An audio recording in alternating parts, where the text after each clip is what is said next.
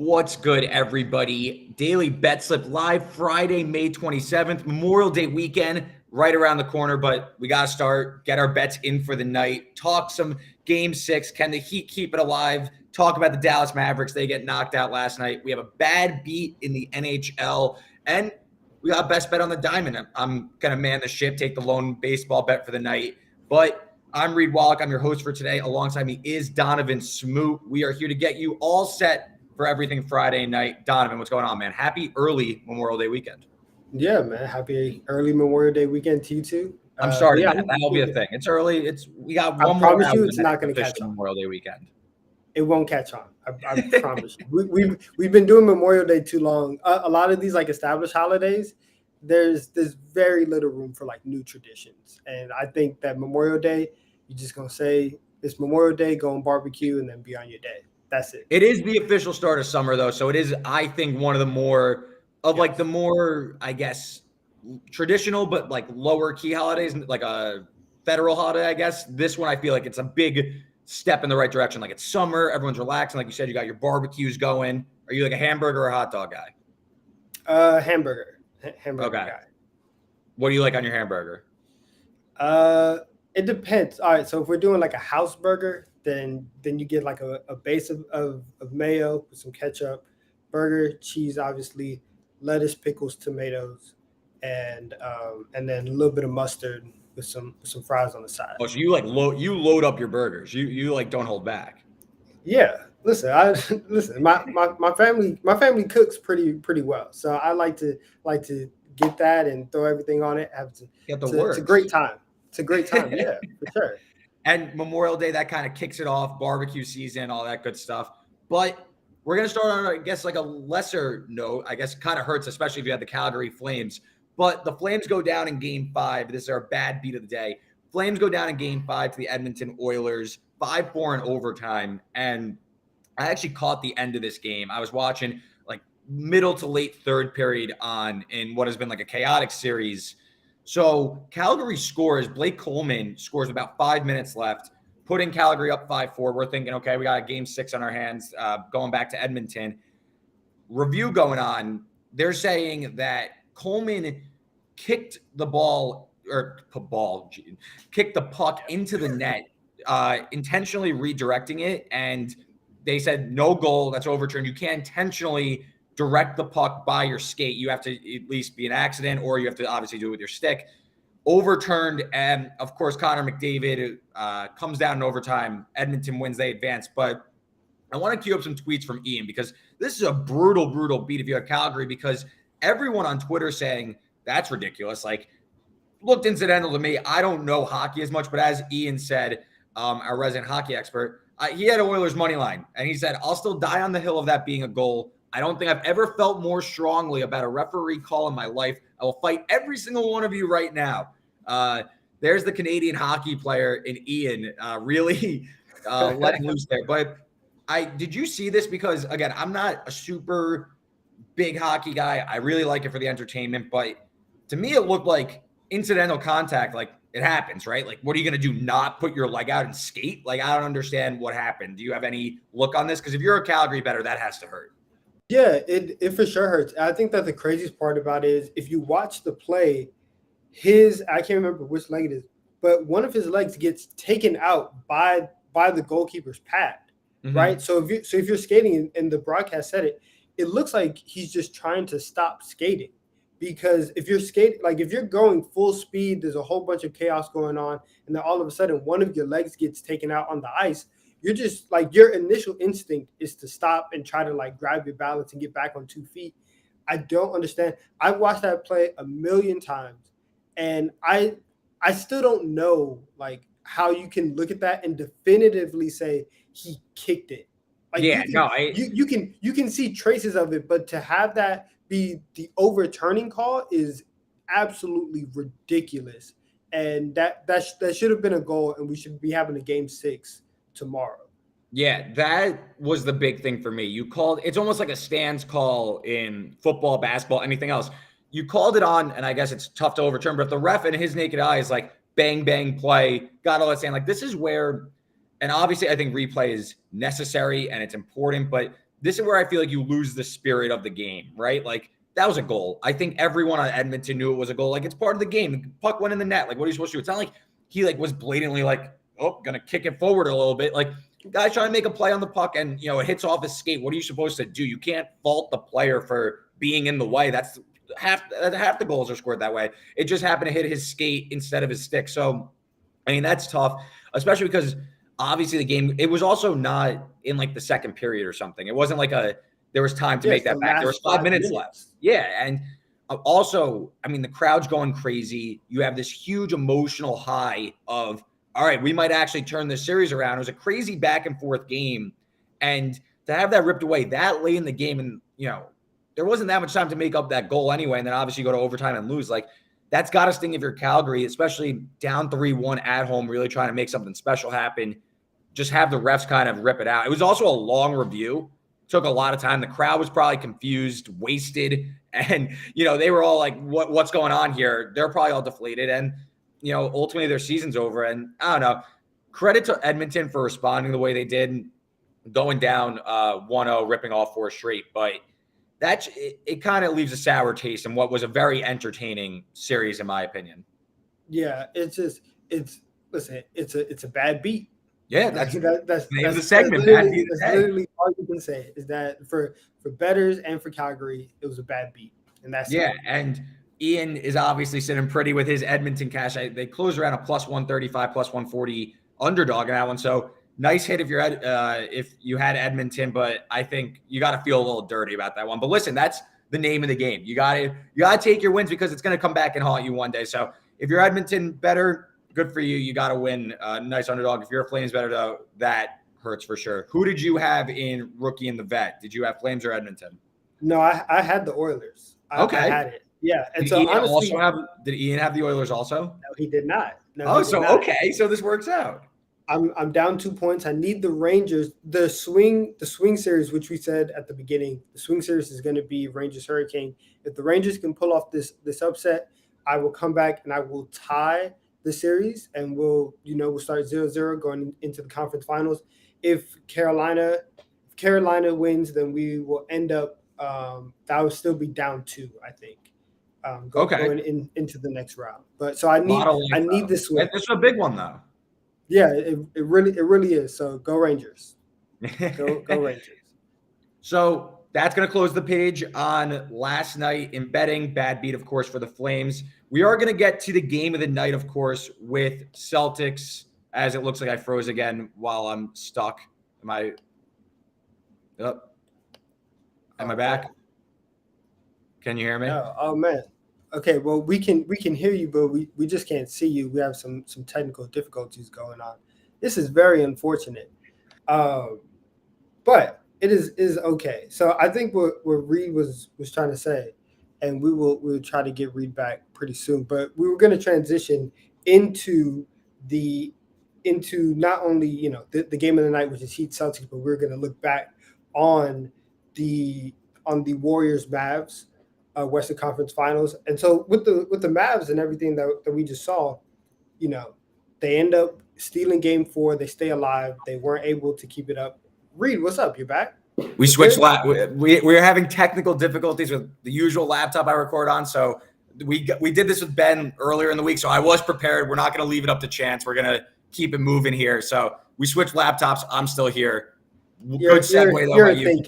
Filibustering by you, Donovan. But as we were saying, game of the night is Heat Celtics. Celtics obviously a 9-point favorite, up 3-2. Miami might be drawing dead. Donovan might have other plans about that, but we will see. But did you start with our next segment? And I'm just completely talking of what you just said the last 30 seconds. Yeah, but basically, I was saying like we're going to get into basically how the Mavs can recover moving forward from their Western Conference Finals loss. And I think that one of the things that both of us were talking about, and this is what we're going to talk about, is what plays and what players can the Mavs get this offseason to help Luka? Because it was very apparent that this offense is very Luka-centric. He looked tired from the start of Game 5. He looked tired and dejected, and the others for Dallas need to step up. So I have 2 names for you that I want to throw at you. Hey, man. I think I think that the Mavs need to make a play at Rudy Gobert because it's no secret their interior defense is trash, and for the Warriors to get anything and everything that they wanted in the paint the entire series, that just can't happen. And if you get an elite rim protector like Rudy Gobert, and somehow you're able to keep either Reggie Bullock or Dorian Finney-Smith, now you have wing defenders and the rim protector. You can kind of hide Luka, who's serviceable on defense when he wants to be, and you can now have a better balance of how you want to play instead of, oh, we're just going to space the floor and jack up threes all night. So that's one. And also on the Gobert front, we both know, we've been saying it for months now, the Jazz are cooked and they're set to blow up. And that Rudy and Donovan thing, it's not going to work. And if you're the Jazz, you're going to pick the 23, 24-year-old scorer rather than the older defensive-minded center. That's just the way that it goes. Mm-hmm. So actually, let me hear your thoughts on the Rudy pick before I give you the other name. What do you think about the Mavs going to get Rudy Gobert? I think that is like a logical match. I just think, again, and I'll counter with my other point a little bit, but my overarching thing with the Mavericks is, do you want to tie yourself to a Rudy Gobert, Luka Dončić, I guess, max pairing? That's going to be that's your future. Or do you want to do you know Rudy Gobert is the guy to be Luka's dance partner, basically? Because if you are going to move for Rudy Gobert, ultimately, I know his rating, public perception is a bit down and people don't really believe in him very much. I still think that he's getting closer to the DeMar DeRozan territory is what I like to call it, where you become so overrated, you're now underrated. I still think Rudy Gobert is like a quality basketball player. He's an unbelievable defender. But again, if Luka, who we think can be capable on defense, but ultimately is still a net negative come playoff time, can Rudy Gobert play enough net positive defense to offset that? And, can he make it work on offense to do that? It seems like Dallas wants to go with that 5-out approach, the Maxi Kleber type. So you might want to look for a big man that can shoot the three a little bit, that could space the floor, that isn't rim bound, landlocked inside the paint. So, well, I think it's a logical fit for Rudy Gobert. I don't know if you want to go all in and give up a bunch of your assets to go get him, is more my concern than anything. But I do have I could bring it all around when I get to my points, but I know you have another big man that you are eyeing that might be more towards what I'm thinking for the Mavs. Yeah. So one last thing though on the Rudy thing, because I think that's going to be the hot trade rumor, also.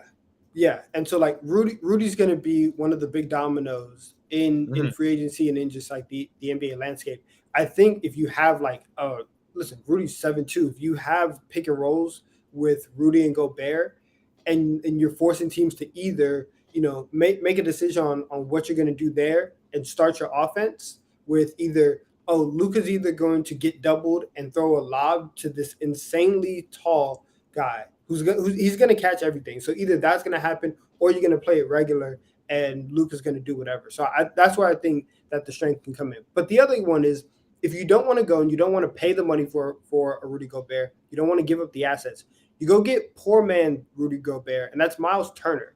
The Pacers are in a position, and they've said it since they traded away Sabonis, that they're basically ready to rebuild. This is the first time that we've seen the Pacers on the brink of bottoming out. There's a little bit to talk about where's Brogdon going to go? If Miles Turner is available, Dallas should go get that, because that probably saves them a little bit. First, it saves a lot of money that they won't have to pay him, and then they could probably save a draft pick or two, and maybe even keep one of the people on this roster right now and just plug Miles Turner in. What do you think about that? I kind of like the Miles Turner fit a little bit better than Rudy Gobert, and I want to take this a step further, because to me it seems like the Pacers, and you make a great point.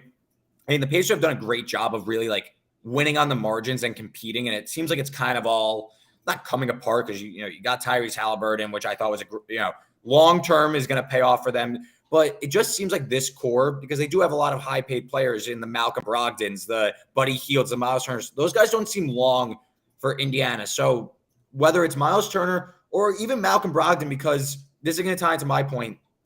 What if, and obviously you need the salaries to work, so I don't have the clear-cut trade offer yet, but what if you let Jalen Brunson walk and you don't pay him the likely max contract he's going to get from one of these teams with cap space or teams that are going to try and open up space? And you go attach Jalen Brunson in a sign and trade for maybe Malcolm Brogdon and maybe even Buddy Hield. Like I think that there's a trade to be had with the Pacers and the Mavs, because the Mavs could get a little bit younger moving on from Brunson. I'll tell you why I don't want to lock in on Brunson in a little bit, but yeah, Brogdon is under contract. He's had some health concerns, but I think he's a more proven two-way guard and maybe a cleaner fit defensively with Luka than Brunson. And again, we're expanding this deal. We're getting a lot of salaries involved. So maybe they're not the same move. They're different moves. You know, you let Brunson walk and then you get Brogdon and Turner another way. But the Mavs have draft picks now. They have some capital. They have some young pieces. They have Dorian Finney-Smith. I think they need to continue to build around like the Finney-Smith types. And Brogdon gives them another oversized guard, and Turner gives them a stretch five that has gotten Defensive Player of the Year consideration in his young career. He could shoot the three, great rim protector. I think in this modern five-out basketball state that the Mavs want to be in, it makes more sense for them to go after this whole Pacers package than the Gobert Jazz package, if you know what I mean. Yeah, it makes sense. Now, I will say this. The only way that I would be like okay with Dallas not letting Brunson, like not re-signing Brunson, is if they get Malcolm Brogdon. You have to get a secondary playmaker, because if that guy if your secondary playmaker is going to be Spencer Dinwiddie, that's going to be a problem, because he's been so inconsistent over the last like 2 years. And so the Brogdon thing is interesting. I think he's been in trade rumors. He does not seem long for Indiana. No, I think the only person that Indiana wants to keep long term is Halliburton. I agree. I just think that, like, you know, they are the definition of mid, and they've been that for the last like 4 years. And so now it's time to either bottom out and start tanking, or you know, push all your chips in the table. But the Brogdon thing is interesting. I think they can get it done with it would probably have to be like a 3-teamer in order to make all the salaries work. But I wouldn't be opposed to that. However, you can do whatever you want with the guard. I think that priority number one has to be a big, and it has to be interior defense. So if you're able to somehow finesse both Turner and Brogdon, that's great. But if you can't get that interior defense, you can have as many guards as you want. They're still going to be extremely small. So it sounds like you would rather go for Gobert than Turner, because I think I'd rather go Turner. I know Turner has his health concerns, but I think I like Miles Turner for this team a little bit more. I know I kind of went on that Brogdon tangent, but I think Miles Turner fits more what the Mavs are trying to do on offense. I think I would still go with Gobert, just because he's the better player. I've been trying to get either Gobert or Miles Turner into Charlotte for the last I think every person has mocked like a Charlotte trade for one of like the 5 like tradable big men. Yeah, and so but Gobert, you just look at what they would do. Steph Curry was able to get to the rim at will.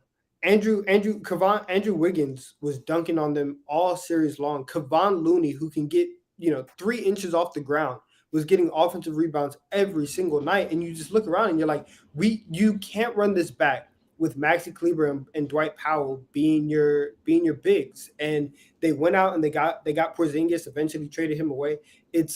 Dallas has had enough of bigs who shoot and can't rebound. Go the complete opposite. Get a big who can't shoot, who can rebound, who can defend and block shots, and just set up your defense and give some type of backline resistance, so that the offense can worry about actually making shots. That's what I'm saying. And Gobert, who is Defensive Player of the Year candidate every year, there's nobody better to go get than him. So just make that move. Yeah, and I will note, just while we're still on the big men, and then I'll give my whole Jalen Brunson referendum. after. But I think two bigs that they could target. If the Knicks don't want Mitchell Robinson back, I think he can maybe be a little bit cheaper. There are concerns about Robinson's health and everything, but if we're talking about that big man rim protector type, get Luka a real nice lob threat. Mitchell Robinson could be that if the Knicks don't decide to match his restricted free agent contract. Also, another incoming free agent, restricted free agent, Mo Bamba. Again, hook him. The Magic picking number one, they could take a guy like Chet Holmgren, which would kind of maybe be the end of Mo Bamba's time. He's up for an extension. What are you going to do with him? Bamba's an interesting talent because I still think he's super raw. But what we did see this year in Orlando, started taking a lot more threes. Well, I mean, he's still 7'2", probably closer to 7'3". Took 4 threes last year, shot 38% from three. I think Mo Bamba could be an interesting fit. Kind of, again, me looking at potential fits of guys that could space the floor around Luka and not just be paint locked. So before I get to Brunson, what do you think about those two names as maybe high upside swings, maybe, and you don't have to give up as many assets? I like the Bamba idea a lot. Get him back to Texas. Yeah. Get him back to the Lone Star State. I was super high on Bamba coming out, and I still think that he has a lot of talent. Also very, very underrated. Like on 2K, like he's broken. He's nice on 2K. But like Bamba would work. And like you said, like they can save a lot of assets if you go get that. Because the thing with Luka, and I won't make this too long, but as you just saw, he just took some, I'm not going to be disrespectful, but they're not all stars, right? He took some guys to the Western Conference Finals. So if you get him just a couple more pieces, you're on your way. So I like the Bamba move. Yeah, and so Brunson, he's obviously up for a contract. I think he is deserving of getting the bag. Like I think he's going to get a market max contract. He just is. Even if he isn't a max player, he is. He's like the top Tobias Harris of this free agency class as a restricted free agent. My issue with the Mavs giving Jalen Brunson the deserved money is, can you really win a championship with Jalen Brunson and Luka Dončić as your backcourt? Because whether you have Brunson coming off the bench or not, he's going to be in your closing five. You're going to pay him what he's likely going to command on the open market. So how do you handle the Jalen Brunson situation? For me, I think you may want to keep your flexibility. This is why I'm a little off of the Rudy Gobert trade route. I understand that the Mavs just got to the Western Conference Finals, but like, I don't want to say it was a fluke because they rightfully got here, but this is not a, like, they're going to be here again type thing. Look at Atlanta last year. They hardly even made the playoffs. They were in the Eastern Conference Finals last year. It looks like they are on a similar trajectory. I would even argue Atlanta has a better roster than Dallas at the moment. Again, Luka's better than Trae Young, but that's not the argument. The argument is, I don't think that they should lock in this roster. I still think that there's ways to improve around Luka than Jalen Brunson on a max contract. I think there's a better way to allocate your resources. So for me, the move should be let Jalen Brunson walk, even take a sign and trade and get back a little bit of assets. We saw the Nets and Warriors, just because I know from experience, the Nets and Warriors did a sign and trade for Kevin Durant, D'Angelo Russell. And the Nets got the Nets may have sacked a first-round pick was exchanged. I'm trying to do this off the top of my head, but it was a marginal move. It didn't seem like much. The Warriors then flipped D'Angelo Russell to the Timberwolves and got Andrew Wiggins. Yeah. Where are we now? Like, obviously, it's easy to look back and be like, wow, what a shrewd move and everything. But it's more the Warriors knew they were losing a talented player, a generational player. Not that Jalen Brunson's that, but they said, we'll take back an asset if possible, and we'll move down the road. We'll see if we could turn that into something or this guy turns better. If you're the Mavericks, do you want to try and maybe do a sign and trade for DeAndre Ayton? That's interesting. Do you want to maybe ship Jalen Brunson to the Knicks and try and get a first-round pick back, or maybe like a Mitchell Robinson, or maybe like an Emmanuel Quickly, like a role player like that you don't know what's going to happen 2 years from now. So I think while Brunson can be very good, I do think that his ceiling to me isn't a closing five player next to Luka Dončić, and that should be the Mavericks mindset. Yeah, no, all of that makes sense. And I think, and that's not like a Jalen Brunson like slander. No, it's just asset management. Yeah, and so like I get it if you're trying to maximize assets. The one thing that I would push back is just the idea of like, oh yeah, well, you don't know if you're going to be back here next year. Exactly, that's the point. So that's why I would say, um, go and get as much talent as possible. And Okay. even if even if you lock yourself in, you have a 23-year-old phenom in Luka Dončić who's probably gonna, he's one of what, the 5, 6 best players in the league. You Yeah. have to go and surround him with as much talent as possible right now to maximize on this early window. But other than that, everything you said makes sense though. That's honestly all I'm looking for on this show is just to say things that like people are like, that makes sense. Like, good job. Like you did all right there. But great stuff on the Mavs there. I think that there is room for improvement. I don't think that they're like drawing dead or anything, but it's an interesting time when you have a young star and you kind of exceed expectations maybe a little early. Because listen, the West is going to be difficult next year. Denver's going to be healthy and ready to go. The Clippers are going to be healthy and ready to go. The Pelicans are improving. The Timberwolves are improving. And I didn't even mention all the other already ingrained contenders like Memphis, Golden State, Phoenix. I did that already. The Lakers are going to be back. I mean, the West is going to be a gauntlet again. So I just think that while it may seem like this is a really successful year for the Mavs, this could be like their peak if they don't handle this summer correctly, in my opinion, because there are decisions to make. Yeah, for sure. For sure. All right. Great stuff on the Mavs. Let's move on to our best bets. Got a handful of props on game 6. I got one baseball play. I'm now 3-2-1 on my daily Betslip baseball bets. That's a tongue twister. So I'll go first. I'll do the diamond. I like the Blue Jays tonight, -115 against the Los Angeles Angels. And to me, this is a bit of an overreaction for Angels rookie starting pitcher Chase Selsuth. Made 2 starts. He's a first-round pick. His first year in the big leagues. He's looked great, but he pitched against the Oakland Athletics twice. I'm not going to draw conclusions on him at the big league level against a team like the Blue Jays. I'm going to get to them in a minute, but they're a small underdog here. I know they're at home, but this just seems like a real step up in class against a Blue Jays lineup that they're bottom 5 in batting average this month. And I know that's, it's trending in the wrong direction, but you're giving me a rookie pitcher who's facing a big league lineup that is due to break out with George Springer, Vladdy Guerrero, Bo Bichette. I mean, we know the names there. You're not going to keep him down forever. This feels like a great spot for the Blue Jays to really kind of break out against a rookie pitcher. And I haven't even said anything about Alek Manoah, who's starting for the Blue Jays, putting up Cy Young-like numbers, sub-2 ERA. FIP supports it. He's not even striking out as many guys. He's just generating soft contact. I know the Angels have a big lineup, but I'm getting Manoah at a near pick 'em against a rookie pitcher who has only seen arguably the worst lineup in baseball. And I got to take advantage of that. I played both the first 5, which is a little bit more expensive, -125. But Blue Jays money line, my best bet on the diamond. Any thoughts there, Donovan? No, listen, we were going through today and I was looking at all the props and I was about to pick somebody for our daily dinger. And I realized, I was like, oh no, I can't do that. They're playing Manoah. And so like the Manoah Cy Young hype, it's very real. It's probably going to get, louder as the season goes on. So as for this price, I really like this pick.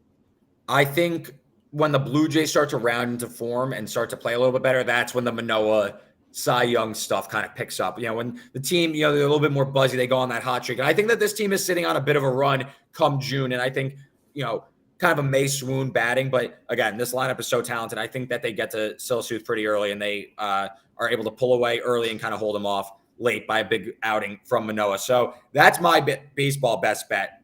Let's talk about what we want to talk about because we kind of held off. Game 6, game of the night, Celtics Heat. Celtics 9-point favorites. Total of 201.5. Donovan, let's do props first, and then we'll break down side and total. Because I know we each have a bet. You have a bet on the side. I have a bet on the first half total. So hit me with it. What's your favorite prop bet for Game 6? So my favorite is PJ Tucker 2+ threes. I think that look. So the first thing is the volume is there, right? PJ, he's taken 12 threes over the last 3 games. And in one of those games, he only took 1 3, but that was because that was that game 4 where it was over from the start. PJ played the least amount of minutes that he's played this entire series. Other than that, He's taken 5 threes and 6 threes in the last 2 games. And my thought process behind this is clearly Miami is struggling to score the ball. We all know that. However, they're going to have to jack up threes eventually to either get back into this game or keep pace with what Boston is doing. And for PJ Tucker to be standing in that corner and be wide open, I think that he has a very good opportunity to do that. And so, like, when I look at the Heat, and part of it is because of what my other bet is, but PJ Tucker is going to have to step up. Somebody's going to have to step up. I saw something today where if they said that if this were the regular season, that 4 out of the Heat 5 starters would not be playing. They're that banged up. They're that banged up. And I know PJ's hurt, but I know he's hurt, and he's going to have to put a lot of his focus on guarding Jason Tatum. But he's going to have to come out on the other end and hit something. And so I'm going to back PJ, and and you'll see this later on. I think with their backs against the wall, I think Heat culture kind of prevails tonight. Yeah, I think more than anything, if you do believe in Miami and you think that they're going to score a little bit, I mean, the offense is falling off a cliff. But I think what really is the fulcrum of why is no one can get to the basket. Jimmy Butler's compromised. He's whether he's hurt, he's out of gas, he's playing through it, but he can't beat anyone off the dribble. Kyle Lowry can't beat me off the dribble. Tyler Hero isn't playing. He looks like he's going to the club after the game. So I think that you need to look, if you are trying to make the case for Miami, you need to look for PJ Tucker threes. I think Miami's ceiling of scoring isn't high. It is not. There is simply like 90 points. If the Heat are going to keep this competitive, they have to keep the Celtics offense below probably 100 points. So how do the Heat beat? We could do the math problem. How many points are the Heat going to be able to score, and where do those points come from? Because Jimmy's not giving you 40 anymore. He's out of gas. It's not happening. So you need everyone to chip in from 3. You need Max Strus to hit his threes. I mean, the guy's falling off a cliff. I saw, what was it?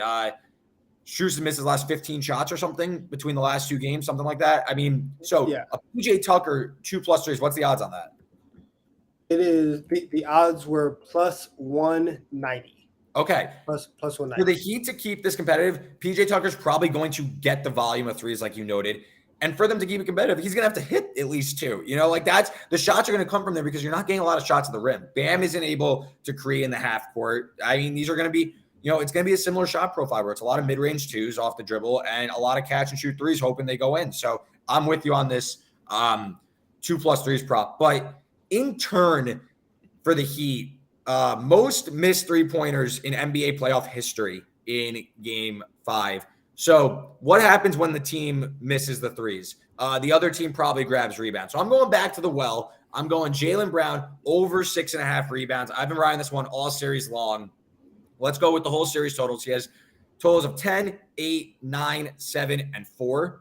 Game 5 was his low point. He was over 6.5 at -140 in Game 5. So he went under there, but he still had 9 rebound chances according to NBA.com. So he's still in the mix. It's just the ball didn't bounce his way and he didn't grab enough rebounds. So now it's going to move 40 cents for me, and I could get Jaylen Brown even money to do something he's done in 4 or 5 games. And he's going to get 9 rebound chances, maybe even a few more. I think that he's going to get that variance and go over that. So, again, this has been cashing all series. I think that, especially for expecting a rock fight, a lot of missed shots, give me Jaylen Brown and overs all day. I mean, this has been like my bet all series.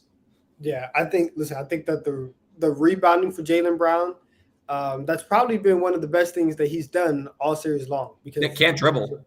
Can't dribble. Awful. Right? Like he gets his pocket picked every time down the floor. So at least he's doing something productive, to make up for that. So and like you said, the Heat, I already know they're gonna miss a lot of shots tonight. And so for Brown to be in that mix, maybe even get the break started or something like that, even money looks nice to me.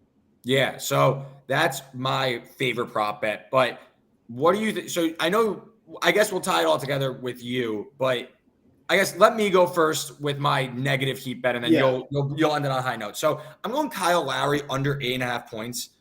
It's brutal to watch this guy play basketball. Like, it is literally brutal. It hurts. And, Kyle Lowry, he's a champion. He's going to play. But to me, it was apparent in Game 5, Gabe Vincent needs to play more than Kyle Lowry by like a significant margin. Like, I think we need to be looking at like if you want Kyle Lowry to be out there and give it a go, sure. But I think you need to give him a quick hook and go to Gabe Vincent when necessary. Because again, it's backs against the wall. Spoelstra said pregame he's going to keep the starting lineup the same. So Kyle Lowry's going to start. He's going to be in the game. If he doesn't have it again, I don't see it. So he came back in game 4, he scored 11 points. So great. Then he had 3 in game. In game 3, he came back and he had 11 points. In game 4, he had 3 points. In game 5, he had 0 points. He's 5 for 23 from the field since coming back from his hamstring injury. He clearly doesn't have. He's picking up stupid fouls. I just think, I know it's such a low number at 8.5, but like, where are these numbers coming from? He's going to have to hit 3 threes, I think. He's not beating anyone off the bounce, maybe draw a few fouls, but like, he only played 21 minutes last game. I just don't think that the minutes are going to be there for him to go over this number. I think he gets a quick hook. I think this is a Gabe Vincent game. I think they go down with that. Duncan Robinson's playing more. I just don't see it. I mean, do you see a Kyle Lowry bounce back? It seems like he came back in somewhat fresh in game 3, scored that 11, was pretty good out there. But then now with the day off in between and like the short rest, he just doesn't have it anymore. His hamstring's cooked. Yeah, and okay. So two things on Lowry. One, I don't know. I wouldn't fade your pick, but I also wouldn't take the over on this. I would stay away from Lowry because I don't know. I feel like he's going to be right around. Okay, I know what you're saying. Yeah, and 2, what the Heat need from Lowry, whether or not he hits this line, what they need from him is just to push the pace. And so we'll see if his hamstring falls off the bone tonight and he just can't run it anymore. But that's what they need, because when he came in game 3, that was the significant difference, was that their offense looked quicker. It was snappy. They had a little bit more pace. It was because Kyle Lowry every single time got the rebound, pushed the ball. And so that's what they need. Whether or not he ends up getting 9 points or not, I'm not sure. I can see him either, I can see him being at 7 points for like a big chunk of the game. And so you're just sitting there like, okay, is he going to hit one more 3? And it's either Kyle Lowry hits a clutch 3 or like he doesn't. And you're just like right there. So I wouldn't bet this prop, but I see the logic in what you're saying. That's what I'm here for. But I just think, I think Gabe Vincent needs to be in this game more. To me, looks like the most spry Heat player left. I mean, in my opinion, if you aren't hurt in this series, like, you shouldn't be playing. Like, you don't deserve to play. Every guy, I swear, there's a guy hard enough. There are bodies on the floor on every single shot, whether it's from the screen up at the top or the rebound and Grant Williams is tackling you. There is a body on the floor. Like, I wish, like, like the second spectrum data and all that stuff, like the tracking data, there should be like times hit the floor. Like this series, like, yeah, I swear every single body's on the floor. But Gabe Vincent does look like, in my opinion, much more healthy, much more spry than Lowry at this point. So I think Gabe Vincent should get more line share. But again, we're talking about how the Heat are going to generate offense. What are you thinking for this? I know you said PJ Tucker 3s. What's your final best bet? Or I guess final favorite prop bet, I should say. Yeah, so this is kind of like, so it's 2 in 1. It's kind of like a combo. So as you said, basically everybody's hurt for Miami, and except for one person. There's only one person who is not hurt. That is Bam Adebayo. I might be hurt. Maybe, but I'm gonna take the over for 16.5, and I'm gonna take the over at 16.5 points -105, and on top of that, I'm gonna take him to record a double-double -110. And the reason for both of those is because of, honestly, what you just said. His pride might be hurt. He has been ducking the smoke from Robert Williams this entire series. And it's one thing just to play bad, right? But the only game that he actually looked aggressive was the game that Robert Williams wasn't there. He's out here getting punked every single night. Yep. And I think that eventually that just has to stop. You just have to look yourself in the mirror and say, that's not going to happen today. I'm at least going to try today. And so with Adebayo, he's cleared both of these in terms of, 16.5 points and getting a double-double. He's done it in 2 of the last 3 games.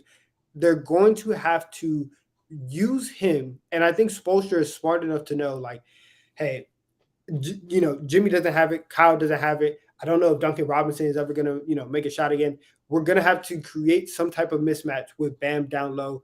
And he's going to have to go and just look at him and say, you're going to have to bring it home for us today if we want to get back to a game 7. So I expect for the volume to be there for Adebayo. I think that rebounding wise, this entire series, as we've said, it's been very ugly, and there's been a lot of missed shots on both sides. He's going to be able to get the rebounds. That's not necessarily the thing that I'm worried about. So even if you're looking at Adebayo over 9.5 rebounds, I would like that as well. I think that the kicker in all of this is the 16.5, but I expect a big game from him because I think that there's opportunities for him, whether if it's taking an 18-footer that the Celtics are kind of like they'll let him have, or it's actually like putting your head down and trying to drive and stop fading away on every single jumper in the lane. Either one of those two options are available. So I think Bam has a very, very good chance to get over 16.5 tonight. Yeah, absolutely. Makes sense? Yeah, I like the logic. I mean, listen, someone's got to do it, and I don't think it's Lowry. But yeah, let's bring up our best bets graphic. 5 prop bets, 1 baseball bet from yours truly. So I am on the Blue Jays money line, over 6.5 rebounds for Jaylen Brown, even money, and under 8.5 Kyle Lowry points because I think he is cooked. That's minus 130. Donovan, all over the Bam train. He's got him over 16.5 points to record a double-double. And PJ Tucker, 2 plus threes. That is at plus 190, you said, Donovan? Yes. Okay, so big payout there on PJ Tucker to can 2 of those open threes, hopefully. I mean, I don't know how else the Heat are going to be scoring here, but that's kind of our prop analysis. Let's talk about the game. And I'm going to start with you because I know you have – I get at this point, I think it's a hot take, but what do you see for the Heat to pull this out? And, whether – I wouldn't even say pull it out, but keep it competitive, something that hasn't happened in the past 2 games. Yeah, okay. So I'll do this. State the case. Let me judge your logic. So this pick it's my best bet, but it's also my scariest bet in terms of like me being scared, right? Because I'm picking the Heat plus 9 in this game. I think that I refuse to believe that every single game of this series, even with everybody hurt, is going to be a blowout. They kept it close everybody was hurt last game, and they kept it close up until 2 minutes in the third quarter, right? Like Boston hasn't been running away with this series. Everything that Boston has done, Miami has done as well. I guess at this point, it's like one more time, and that's the difference in the series. However, I'm taking the Heat plus 9 because I truly believe in Eric Spoelstra tonight. I think that Bam Adebayo has a big game. And the thing that I've seen in both of these, for both of these teams across the series is whenever the other team goes on a run, nobody's been able to stop it. And so for Miami, what happened in game 5 is Boston goes on their run to end the third quarter. I need one person, and I think it will happen tonight because the floor can't get lower for Lowry and Strus. When that run happens, it's quite literally impossible to play worse. Like it literally can't get worse. Exactly. When that run happens, when Boston goes on their run, I think one person is going to say, okay, I'll make one bucket here. And so now instead of it being a 9-0 run, you're looking at a 7-2 run. It's a 4-point swing, and now you're back in the game. I personally think Miami is winning tonight. However, for my best bet, again, I was being scared, and so I put Miami plus 9. But I do think that Miami ends up winning tonight. The only way I know how is to talk about it in cliches, and it's going to be the slowest game ever. Then, like you said, they're literally going to have to take it possession by possession, pass by pass to figure out where this offense is coming from. But Miami's ability to defend and keep it close and be as physical as Boston is the reason why I'm backing them tonight. So Miami, there's going to be a game 7. There's going to be a game 7. Well, let's start there, a game 7. So I'm in Florida currently, as you couldn't tell by my changed background. So if they win tonight, I might be looking at getting game 7 tickets, and I might be in the building for game 7 in South Beach. So I am pulling for Miami tonight, strictly for my own entertainment, so I can go to the game on Sunday. But you make some good points about Eric Spoelstra. My only pushback, and I have no side on this game. I don't have a bet on the side. I think it's too many points probably, but like this series has been based around blowouts. So I think it's tough for me to see. I think it's either like Boston wins by 20 or Miami just wins. Like I don't know if the spread comes into play. That being said, I just don't know how the Heat generate enough points to win. Like Heat culture, Reed. Heat culture. I'm telling you, sometimes can Heat culture hit a three? Can Heat culture get to the rim? It will. It will tonight. I think a compromised Jimmy Butler, he's got to really gut one out here. And note Tyler Hero, and Tyler Hero hasn't even been playing that well, but just his ability to get inside and get to the rim, even if he plays, he's got a pulled groin. I believe it was Ramona Shelburne. Sorry if I miscredited, but someone on ESPN said this would be a 2 to 4 week injury if if this was the regular season. So he's going to be gutting out. He's going to be half speed. He's trying to play. I'm struggling to see how Miami goes over like 90 points. Like they probably don't. They probably don't. Yeah. If Miami wins, it's going to be very mid 2000s ish, and we're going to be seeing like a 79, 78 type of game. Like that. Well, I fully agree with that though. Yeah, I think the path for Miami is rooted in that first half in Game 5. I think 76 points scored in the first half, really slow. Miami had a 5-point lead at half. Boston just kind of came out and threw a big like haymaker to start the half. I believe they started the half on like a 9-0 run or something, pulled ahead, and they didn't look back. That was probably the run that decided this series, to be honest, just because like I can't see Miami. Like if they go down, like it's over. Like with Heat culture, I get it. Good team, hard playing team. They're gonna try. If they go down double digits, there's no coming back. It's over. They don't have the offensive explosiveness right now to rally off, a 12-0 run. Sure, maybe they hit some threes tonight on the road, wounded and tired. Maybe they do. I'm not counting on that, but it's a lot of this is going to be rooted in Boston's sloppiness with the ball. We just talked about Jaylen Brown's turnovers. Tatum, to me, doesn't look 100%. He played pretty well. I know he was near a triple-double, but like to me, it wasn't like Jason Tatum's in control of this game. He doesn't look 100%.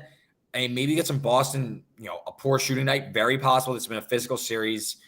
Miami, to me, they need to – each team – if it's a race to 100 probably. And for Miami, it's probably a race to like 95. I'm struggling to see where Miami gets enough three-point shooting to get over 100 points, in my opinion. And that's very fair. That's very fair. However, we will be seeing a Game 7. I hope so, like I said. But my best bet is rooted in, like we were just talking about, physical play and stuff. It's the first half under 102.5. So I was wrong. I have my notes up now. 79 points last game, 90 in Game 4. I think Game 4 and 5, I know Miami's offense fell off a cliff, but there was a lot of high-scoring halves. Teams were breaking 60 with regularity. These two games kind of look more like what I was expecting from like a pace, a defensive-minded approach. So as the series has gone on, obviously, the full game total is now 201.5. So, we have seen a significant drop in the total. I'm just going to go first half because I'm afraid of the game getting out of whack at the end. If there's a blowout, like we saw in Game 3, there were about 20 points scored in the final 3 minutes of the game to send the game over. So I'd rather avoid like a blowout situation where teams start chucking threes and stuff and the game goes over. So I just like the first half under 102.5. Again, I see this game as rock fight and Miami is up something like in Game 5 where it's like 45-40, way under, or Boston kind of blows them out early and puts them down and they're up like 55-39. Something like Miami can't score enough to get over this. So like even Boston scores 60. Like I can't see Miami getting to 50 points in this half. Like again, we think they're going to struggle to break 90. So I can't see them breaking, definitely can't see them breaking 50, 45. I just think this game is going to be super, super methodical. I think both teams are exhausted. I like first half under as my look and kind of avoid some late game garbage time shots. Yeah, I think that asking for 60 points out of any one of these teams in a half. Because again, what did Boston do in the second half in Game 5? I'm pulling it up. Ash, you finish your thought and then I'll come back with it. Yeah, and also like to your point, they didn't go on the run until the end of the third quarter. So like the Mhm. pace and the defensive mindset is very, very like deeply entrenched in this series. So What they Boston, do.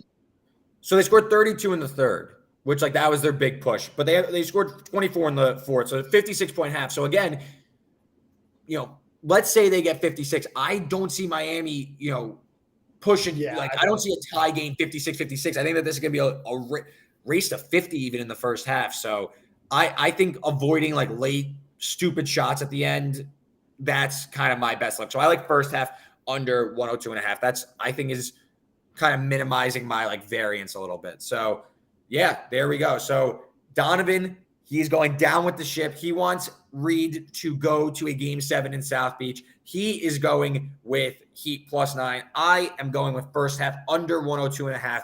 The community has weighed in, and Donovan, the people are riding with you. They like Miami +9 to cover on the road. Too many points. Too many points. Before we go, are you going to be sprinkling on the money line? Yes. Okay, Yes. I love it. It might be. I'm now that I've said it out loud, I'm more confident than ever, and so it's probably going to be more than just a little bit of a sprinkle. Okay, I listen. I'm with you here, but that's gonna be our show. Everybody, enjoy your Memorial Day weekend. Hopefully, I'm pretty confident we shared with you a few winners. Obviously, some good chatter on the Dallas Mavericks and a brutal beat in the NHL last night. But guys, happy holidays. Bed and Breakfast will be here tomorrow, though. It is Ben and Donovan, hopefully recapping a Miami Heat low-scoring victory where PJ Tucker hits over 2 threes. Bam Adebayo gets a double-double. Kyle Lowry hardly plays and all that good stuff. And the Blue Jays win. But that's our show. Everybody enjoy your weekend. Donovan, be well. I'll talk to you later. Talk to you soon, man.